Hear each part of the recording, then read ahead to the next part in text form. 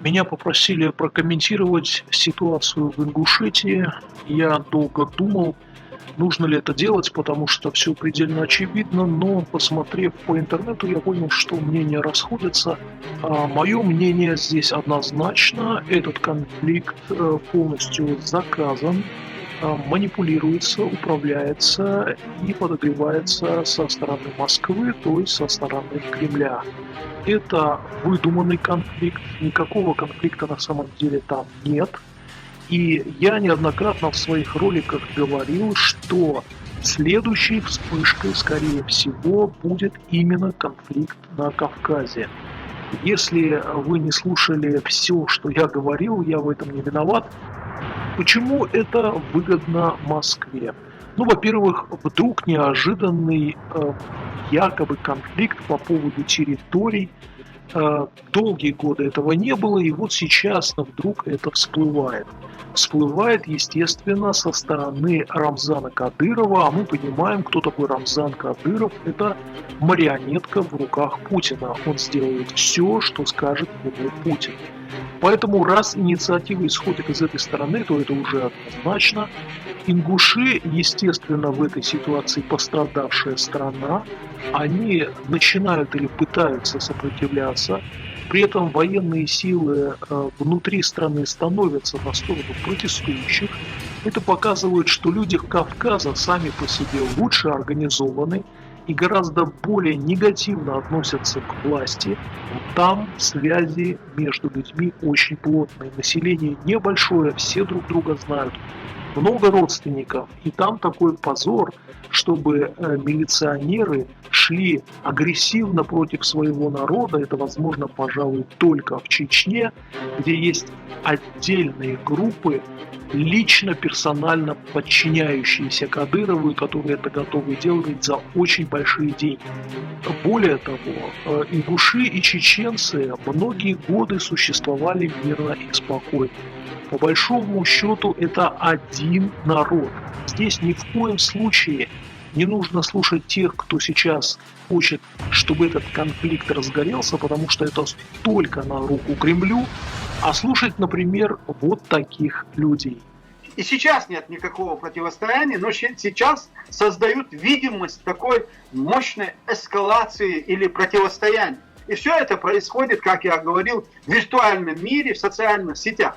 И все те, которые сегодня высказываются относительно того, что кто-то чего-то забрал или что-то кому-то передал, продал, это провокаторы, абсолютные провокаторы. И я обращаюсь сегодня и к чеченской молодежи, и к ингушской молодежи, в общем, к войнавской молодежи. За вами будущее. Вам жить и вам строить наше войнавское государство. Если вы сегодня пойдете на поводу у тех, кто сегодня толкает вас в братоубийственную войну или столкновение, я даже не хочу говорить, просто даже произносить этого слова, потому что этого не будет, иншаллах. Этого не должно быть. И это не произойдет. Но те, кто сегодня апеллирует к молодежи, рассчитывают на то, что они могут их спровоцировать на какое-то кровавое столкновение. Иншаллах, этого не произойдет. Этого не должно произойти. Итак, вы слышали, я полностью поддерживаю этого человека. Конфликт искусственный, и просто Кремль жаждет того, чтобы там завязалась заваруха. Почему, спросите вы? Прежде чем я отвечу на этот вопрос, послушайте вот этого ястреба войны, который очень любит воевать, у него всегда в заднице свербит, когда где-то назревает очередная войнушка. Что касается вопроса, что необходимо сейчас было бы делать с точки зрения государственности, то сейчас федеральный центр как раз и должен был сказать свое веское слово, причем быстро и решительно. Уже время упущено, ситуация развивается уже более недели, а остро развивается более уже, по-моему, 5-е или 6-е сутки. Вот в первые же дни, как только она возникла, федеральный центр и президент или кто угодно должен был сказать жестко и четко, что соглашение замораживается, приостанавливается, и ввести силы не в Магаз и не в Назрань, а на вот этот самый район, линию разграничения. Только так можно остановить межнациональный конфликт. Немедленно развести противоборствующие стороны до того, как пролилась первая кровь, до того, как началась стрельба. Ну, на самом деле, сделать и сейчас это еще не поздно. Вот как только прольется первая кровь, все, ситуация покатится и выйдет из-под контроля полностью.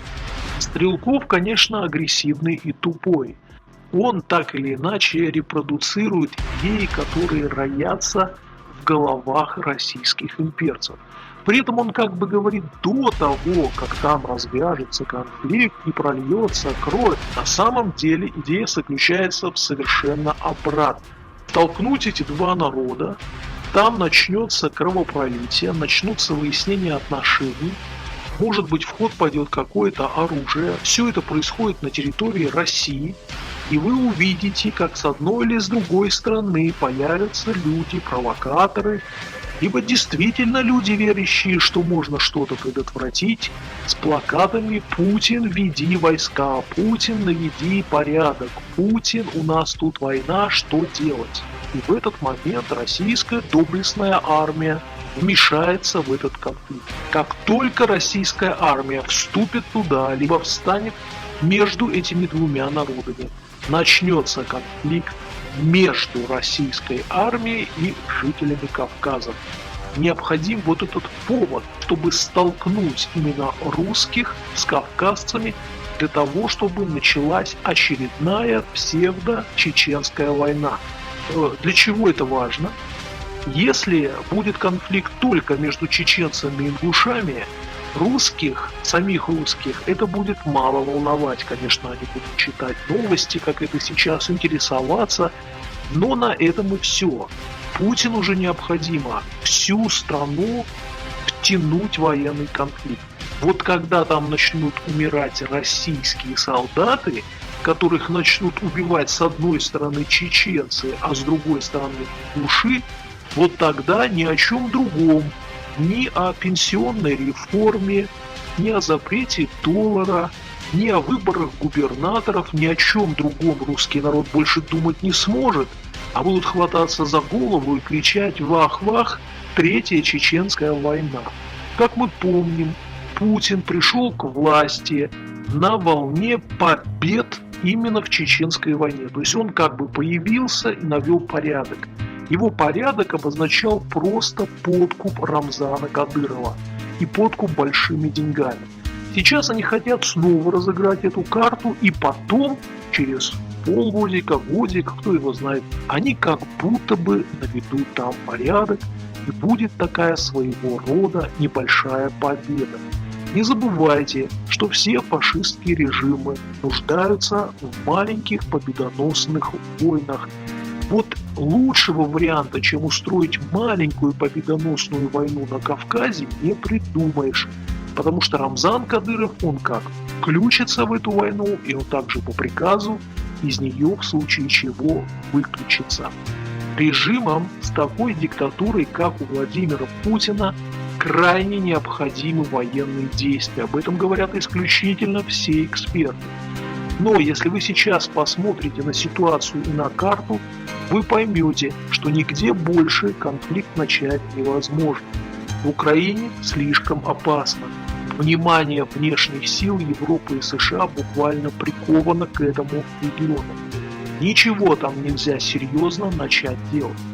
Прибалтика исключено.